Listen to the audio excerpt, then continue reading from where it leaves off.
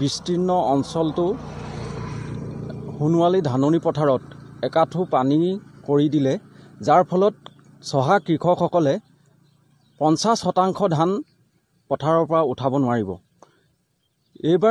এইটো বছৰত কৃষকসকলে ইমান দুৰ্যোগ ভুগিবলগীয়া হৈছে যে খেতি পথাৰ ৰোৱাৰ সময়তো 4বাৰ 5বাৰ বানপানীয়ে যিটো কষ্ট দিলে, তাৰ ফলশ্ৰুতিত আজি এই ধানখিনি হৈছিলে যদিও 50% ধান কিন্তু কৃষকে পথাৰৰ পৰা উঠাব নোৱাৰিব।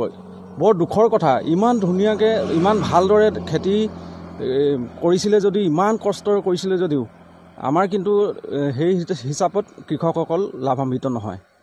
অকল ধাননি পথাৰে লোকচান কৰা নহয়, সমগ্ৰ তিয়ক অঞ্চলটোত বিভিন্নজনৰ ঘৰ দুৱাৰ ভাঙি শেষ কৰাৰ লগতে বহুত গছ গছনি ভাঙি গোটেই অঞ্চলটোত মানে এটা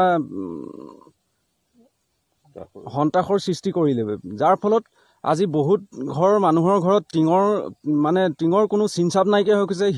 শিলৰ যি শিল পৰিলে তেওঁলোকৰ ঘৰ দুৱাৰ একদম শিলে কোনো টিঙৰ এনেকুৱা ধৰণৰ ফুটা কৰি দিলে যাতে সেইখিনি টিং আৰু ভৱিষ্যতে লগাব কোনোদিন নোৱাৰিব।